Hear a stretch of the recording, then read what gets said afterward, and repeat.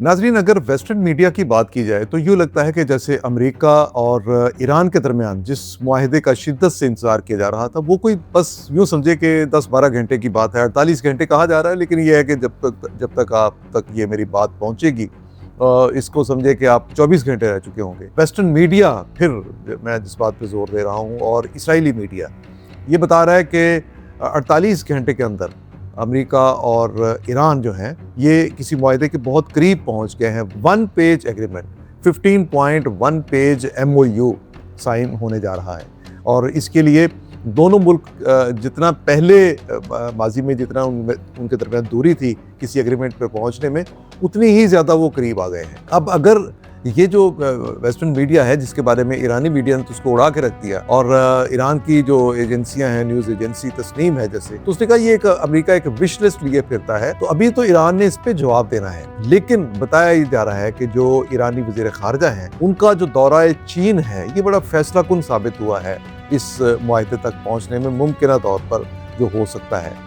और ये मुमकिन मुआहदे की शक्ल क्या बनती है। अगर इसके 3-4 पॉइंट्स को सिर्फ डिस्कस कर लिया जाए तो वो बड़े इंपॉर्टेंट पॉइंट, मिसाल के तौर पे अगर ये होता है मुआहदा ऐसी शक्ल में, हम ये नहीं कह रहे कि ये मुआहदा हो गया है, बल्कि अगर मुमकिन तौर पर ये होता है तो इसकी जो 3 पॉइंट जो हैं बड़े इंपॉर्टेंट हैं। नंबर 1, ईरान और अमेरिका दोनों बैक वक्त एक तो आब हुर्मुज़ की जो ब्लॉकेड है जो ईरान ख़त्म कर देगा, और नाकाबंदी जो है वो अमेरिका ख़त्म कर दे। नंबर 2, ईरान जो है वो 15 साल के लिए यूरेनियम की एनरिचमेंट जो है इसको रोक देगा। और यही नहीं, बल्कि जो यूरेनियम, जो ज़्यादा अफज़ोदा यूरेनियम है, जो एनरिच्ड, हाईली एनरिच्ड यूरेनियम है, इसे मुल्क से बाहर ले जाया जाएगा, ईरान से बाहर। फिर ये बताऊं कि इसराइली मीडिया ये कह रहा है कि ये मुमकिन तौर पर ये मटेरियल जो है, यूरेनियम जो है, ये अमेरिका पहुंचाया जाए। अच्छा, इसके बदले में क्या होगा? इसके बदले में ये कि ईरान पर जो सैंक्शंस लगी हैं वो ख़त्म की जाएंगी। जो वेस्टर्न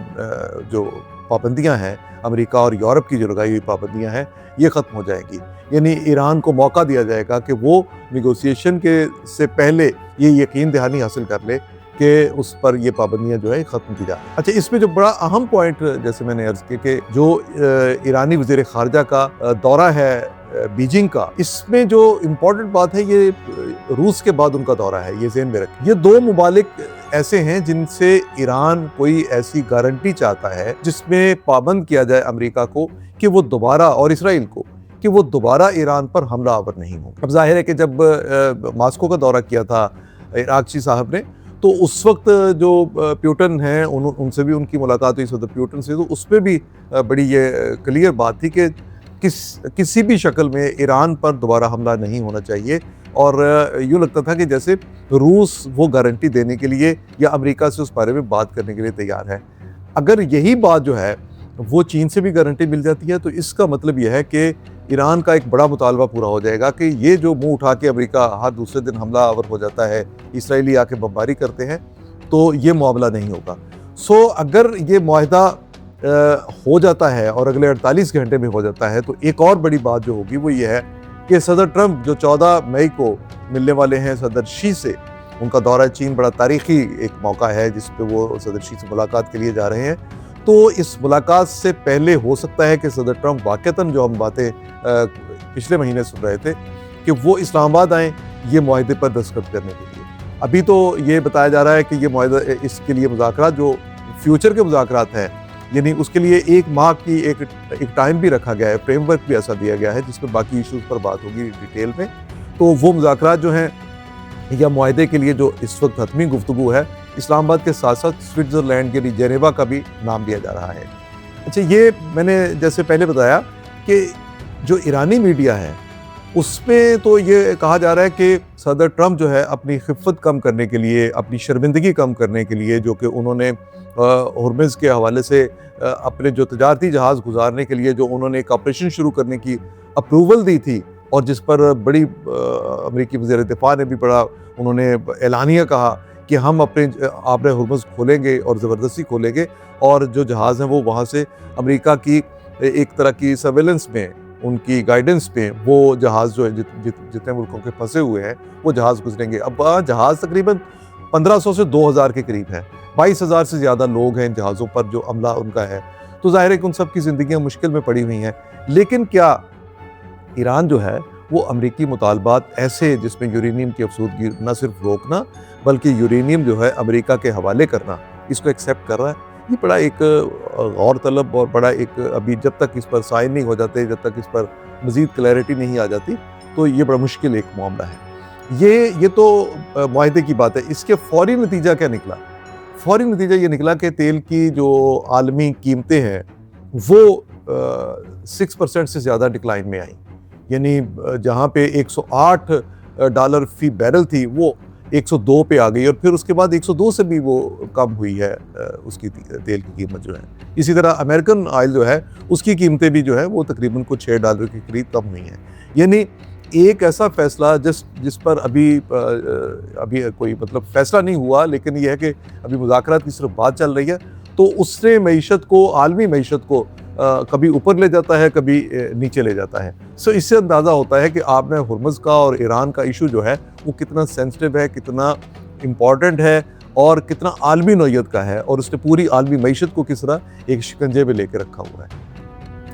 یہ تو ہوگی مذاکرات کی بات، لیکن ساتھ ہی ساتھ صدر ٹرمپ کی یہ دھمکی بھی سامنے آ گئی ہے کہ اگر ایران نے اس بار بھی ڈیل نہ ایکسیپٹ کی تو ایران پر بمباری شروع ہو جائے گی، ویسی بمباری جیسی ماضی میں نہیں۔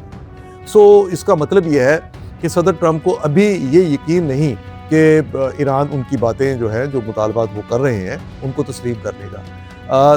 2-3 جگہ پہ جو بڑی تیاریاں خوفناک قسم کی جیسے پہلے بھی ہوئی ہیں، لیکن اس میں اب یورپ شامل ہوتا جا رہا ہے۔ ایک تو یہ ہے کہ جرمنی کا جو رویہ جو امریکہ کے لیے ناقابل قبول تھا وہ تبدیل ہو رہا ہے اور اسرائیل کی فیور میں جا رہا ہے، اور جرمنی جو ہے وہ اسرائیل کو یہ پرمیشن دے رہا ہے کہ وہ جنوبی لبنان پر جو اسرائیل نے جو آپریشن شروع کیا ہوا اس کو جاری رکھے۔ دوسری بات یہ کہ فرانس نے جو اب تک بہت ہی غیر جانبدار تھا اور ایران کے لیے بڑی وہاں ہمدردی بھی سمجھی جاتی تھی، یا ایک نرم موقف جو ہے وہ رکھنے والا یہ کنٹری فرانس ہے۔ فرانس نے اپنا جو طیارہ بردار جہاز ہے یہ بھی ریڈ سی کی طرف بھیج دیا ہے، اور اس کا کام یہ ہے کہ وہ تیل کی جو رسد ہے اس میں رکاوٹ نہ آنے دے، لیکن بعض اطلاعات یہ ہیں کہ وہ آبِ ہرمز کا اس نے رخ کیا ہے۔ تو اس کا مطلب یہ ہے کہ وہ جو ایک کولیشن بنانے کی صدر ٹرمپ کوشش کر رہے ہیں، یورپ جو پہلے ان کے ساتھ نہیں تھا تو یورپ ان کے ساتھ آ رہا ہے۔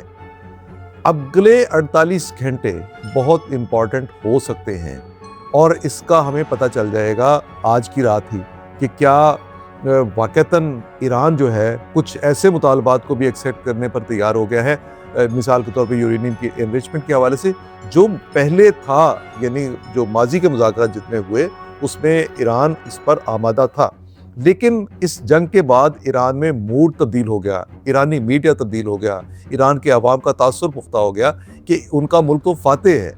اب مثال کے طور پر ایرانی جو اخبارات ہیں ان کی لیڈ ہی یہ ہے کہ ایک مایوس صدر جو ہے وہ جھوٹے اور بے بنیاد دعوے کر رہا ہے، یعنی ٹرمپ کی طرف اشارہ ہے۔ تو اب حقیقت کیا ہے اس کا ہمیں معلوم ہو جائے گا۔ ابھی میرا خیال ہے کہ میں نے جیسے بتایا کہ اگلے 12-14 گھنٹے میں 16 گھنٹے میں پتہ چل جائے گا۔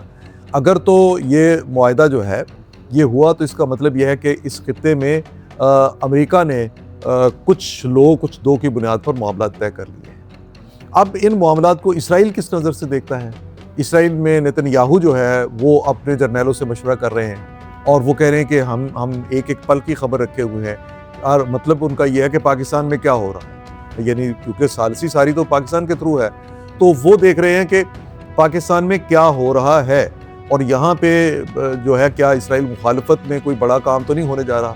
اسی لیے ٹرمپ نے جو دھمکی بھی نتن یاہو نے جو دھمکی بھی دی ہے وہ یہ ہے کہ ان کا ملک جو ہے وہ ایران پر دوبارہ حملے کرنے کے لیے اس نے جو ٹارگٹ اپنے مقرر کر رکھے ہیں اس کے لیے تیار ہو چکا ہے۔ معاملات بالکل یوں سمجھیں کہ ایک بار پھر ایک خوفناک جنگ اور ایک بڑے امن معاہدے کی طرف، جو کہ تاریخی نوعیت کا معاہدہ ہو سکتا ہے، اس کے درمیان کہیں لٹکے ہوئے ہیں۔ اگر یہ امن معاہدہ ہو جاتا ہے تو اس میں پاکستان کا کنٹریبیوشن ہمیشہ کے لیے یاد رکھا جائے گا، اور یقینی طور پر فیلڈ مارشل عاصم منیر نے اور وزیر اعظم شہباز شریف صاحب نے جو کارنامہ سر انجام دیا ہے اب تک اس کو دنیا مانتی ہے۔ دیکھیے ایک جنگ جو تھی بالکل اپنے پیک پہ تھی، اس کو وہاں جنگ بندی کس طرح کروائی، یہ بہت بڑی اچیومنٹ ہے۔ اور اسی طرح سے ان معاملات کو جہاں بہت زیادہ مایوسی آ گئی، جہاں یہ سمجھا جانے لگا کہ یہ معاہدہ نہیں ہو سکتا اور جنگ جاری رہے گی، وہاں پاکستان نے کچھ چیزیں ایسی منوائیں اور امریکہ سے منوائیں۔ ابھی بھی جو آپریشن صدر ٹرمپ نے جس کا اعلان کیا تھا اور امریکی وزیر دفاع جس کے بارے میں کہہ چکے تھے کہ یہ آپریشن شروع ہو گیا ہے، وہ پاکستان کی درخواست پر، وزیر اعظم اور فیلڈ مارشل کی درخواست پر صدر ٹرمپ نے اس آپریشن کو روکا۔ یہ فریڈم آپریشن، فریڈم پروجیکٹ جو ہے، اس کو روکنے کا اقدام بھی پاکستان پر اعتماد کا ایک اظہار تھا۔ پاکستان کو اس کا کریڈٹ آج بھی ہے اور مستقبل میں بھی اس کا کریڈٹ رہے گا۔ اصل بات یہ ہے کہ کیا ایرانی عوام کی مشکلات کم ہوتی ہیں؟ کیا ایرانی عوام اپنی قیادت کے کیے ہوئے ایسے معاہدوں کو ایکسیپٹ کرنے کے لیے دلی طور پر آمادہ ہوں گے؟ کیا ان کی خواہشات اور ان کی توقعات بہت زیادہ اوپر تو نہیں چلی گئی، جس میں یہ ہے کہ کوئی ایسا معاہدہ نہ ہو جس میں نیوکلیر پروگرام پر کوئی کمپرومائز کیا جائے، میزائل پروگرام پر کوئی کمپرومائز کیا جائے؟ لیکن ملکوں کی تاریخ میں ایسے واقعے آتے ہیں، وہ ایسے معاہدے کرتے ہیں۔ اگر ایران پر پابندیاں ختم ہوتی ہیں تو اس کا مطلب یہ ہے کہ ایران جو ہے، ایرانی عوام جو ہے، وہ اپنی پوری ایک اپنی حکومت کی پوری حکمت عملی کے ساتھ اپنی مستقبل کی جو زندگیاں ہیں، ان کو خوشگوار اور خوشحال بنانے کی جانب ان کا سفر شروع ہو جائے گا۔ دعا یہ ہے کہ یہ مشکلات کا جس کا سامنا کر رہے ہیں ایرانی عوام، وہ اس سے نکلیں اور پورے علاقے میں امن اور سکون آئے۔ ہاں، جس بات پر سب سے زیادہ صدر ٹرمپ نے بھی ابھی غور کرنا ہے کہ کیا وہ اپنے ان عرب اتحادیوں کو دھوکہ دے کے فرار تو نہیں ہو رہے؟